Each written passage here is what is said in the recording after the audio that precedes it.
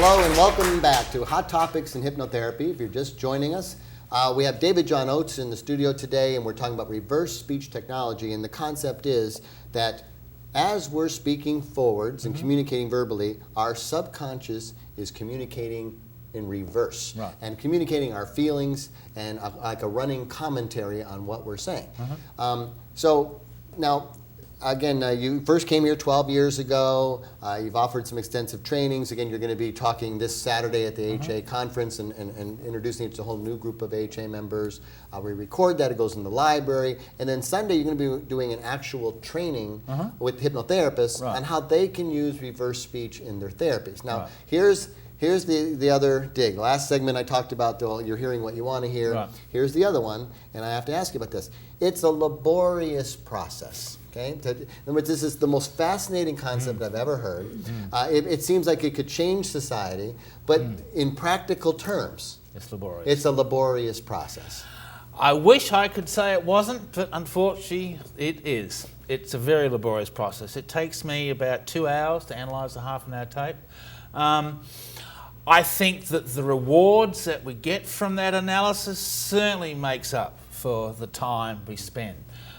Any skill, any discipline that yields good reward requires time and effort, and it does.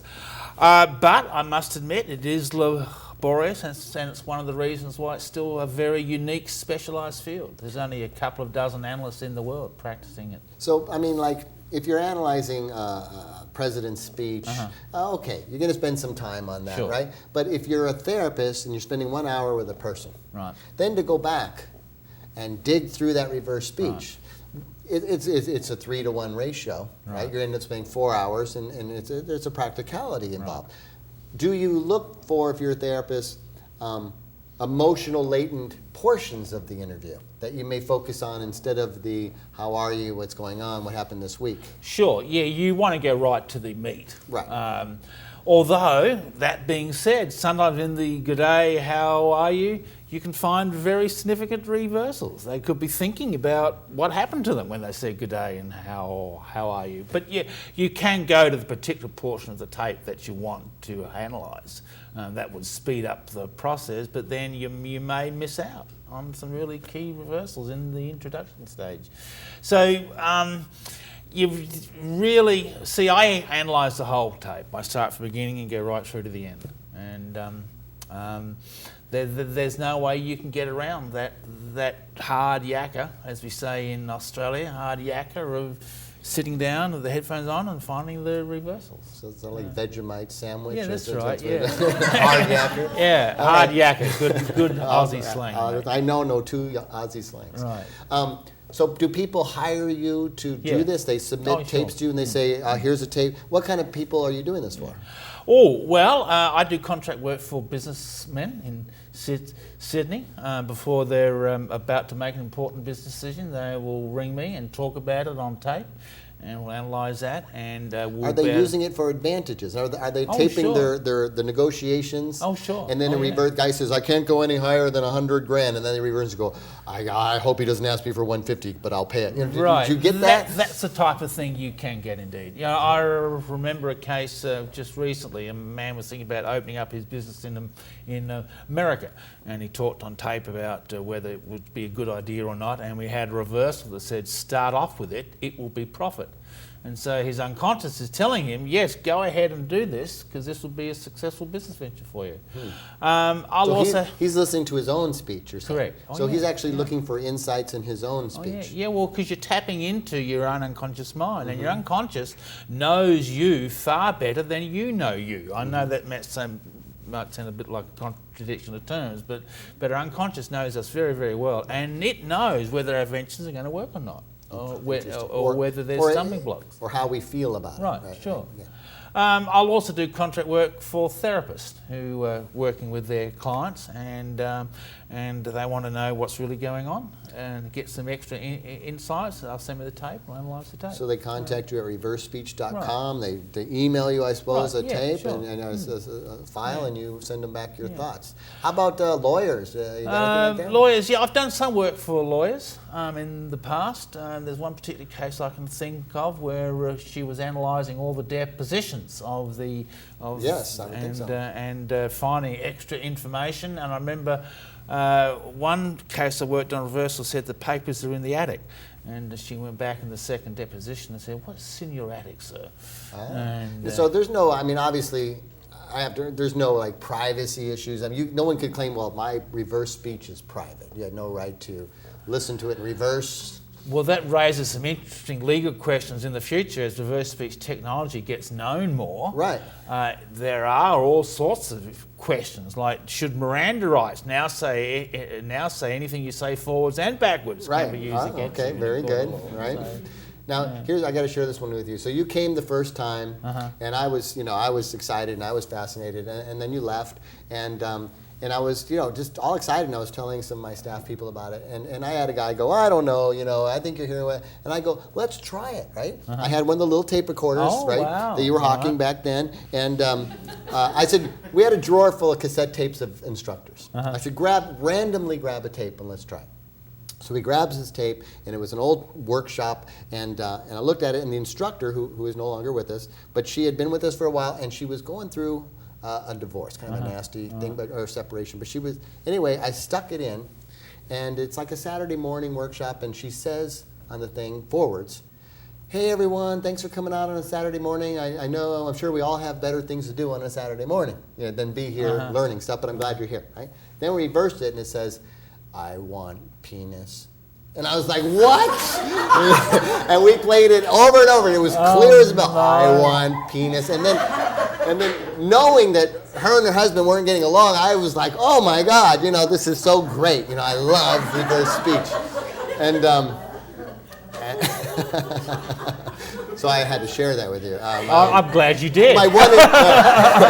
Apparently he didn't share it with her, but no, nonetheless, obviously not. But my one and only reversal was quite fun and dramatic. So I got to say this because I don't want it to sneak out. I don't want you to get a weird vibe from me because I'm saying how much I love you on one level, and then another level. I got an emotion here that's contradictory. I am so frustrated and pissed off at you that this hasn't become famous in the last 12 years. I mean, I tell people about it, and they're like, they haven't heard about it, right? Yeah. Now, what's up? What, 12 years you haven't broken out yet? I mean, George, I wish I had the answer to that question. You know what? Reverse that. I want to know what he's really saying. Right? I don't know. I travel around. I do my lectures. I do my workshops. I do my TV This is all you do. I do my radio shows. I mean, I don't know what else I can do. I'm spreading the word in as much as I can. I just came back from England last year doing a lecture tour in England.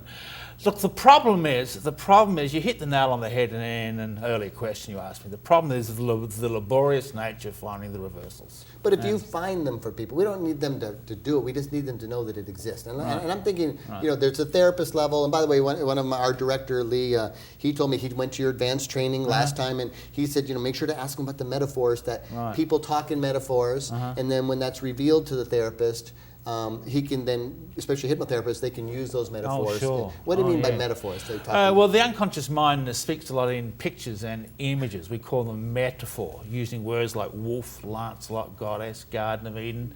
You're tapping into a common universal collective unconscious, which Carl Jung talked a lot about the metaphorical nature of the unconscious.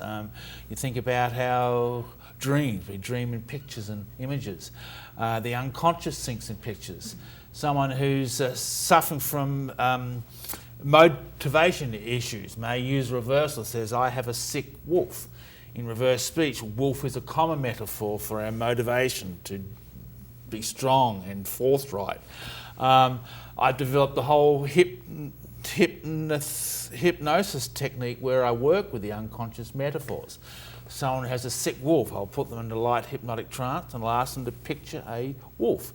Invariably, they'll picture the wolf the way the reversal said it would. They might see it as being sick. I'll tell them to heal the wolf. We might take them to a creek where the wolf can drink. We might take the wolf hunting where it can catch some food. But as I'm working with the metaphors in the unconscious, we're actually changing the behaviour that these metaphors represent. A sick wolf represents low emotion. You make the wolf well, and low motivation. Make the wolf well, and the motivation improves. I mean, you know about the power of visualization working with hypnosis. Right. One of the great things about reverse speech is that it gives us the actual pictures that the unconscious is using. Right. So you're not sort of giving a generic visualization, guided visualization journey. You're tailor-making the journey to the metaphors of the unconscious. Which we do in dream therapy as well. We would look at Right. the dreams and look at the images and all of that. So when you're training a therapist, what are you training them to do then?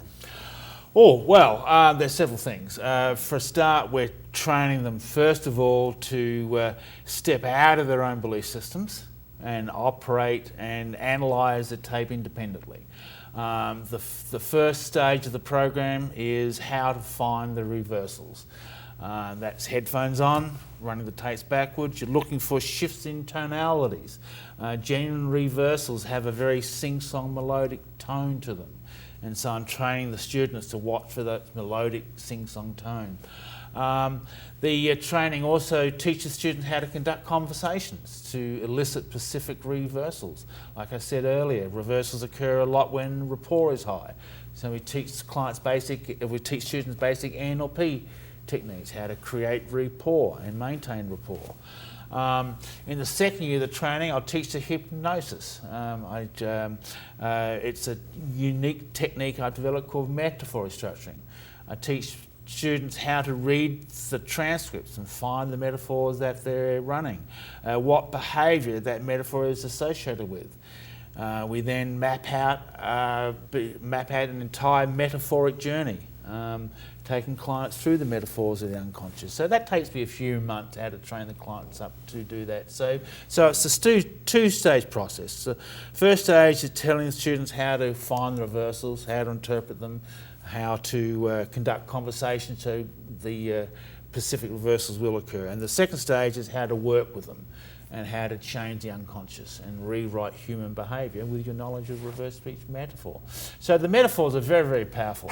It really is the key behind what creates us and makes us and organises our behaviour. Cool. Now when someone sneezes, there's no reverse in that, is there? Was it not? Where they cough, like I tell you what, I found reversals in laughter that says this is funny. So, okay. Reversals and laughter. Yeah. Great. Well, you know what? We're going to come back. We'll take one more short break. Okay. When we come back, I have one last proposal for you on our next segment. Please Okay. stay tuned for more reverse speech technology with David John Oates. Right.